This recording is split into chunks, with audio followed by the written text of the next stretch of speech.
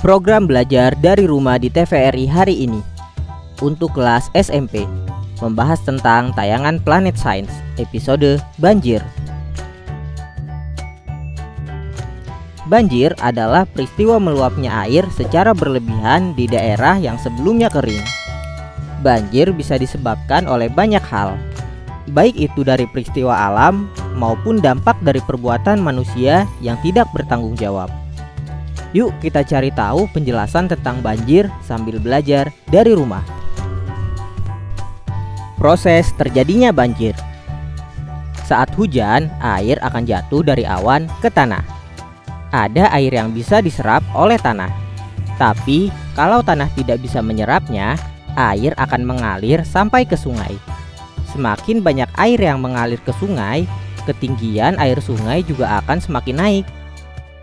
Saat sungai sudah tidak bisa menampung lagi, air akan meluap ke daerah-daerah sekitar dan menyebabkan banjir.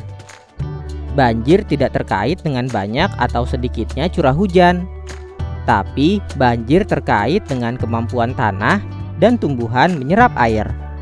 Walaupun curah hujan tetap sama dari waktu ke waktu, banjir bisa saja terjadi kalau tidak ada daerah resapan air.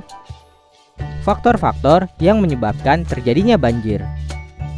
1. Gundulnya hutan di daerah hulu aliran sungai.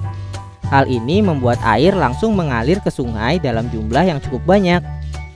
2. Tidak adanya pepohonan membuat tanah bisa terkikis dan terbawa aliran air. Akibatnya, air yang masuk ke sungai akan membawa sedimen tanah dan membuat hilir sungai menjadi dangkal. 3. Sempitnya wilayah tangkapan dan resapan air membuat air tidak tertampung dengan baik. 4. Dangkal dan sempitnya sungai bisa membuat air lebih cepat meluap dan menyebabkan banjir. 5. Tingginya curah hujan yang tidak diimbangi dengan wilayah resapan air yang memadai sehingga air tidak tertampung dan menyebabkan banjir. Cara yang bisa dilakukan untuk mencegah terjadinya banjir. 1. Membuat lubang biopori.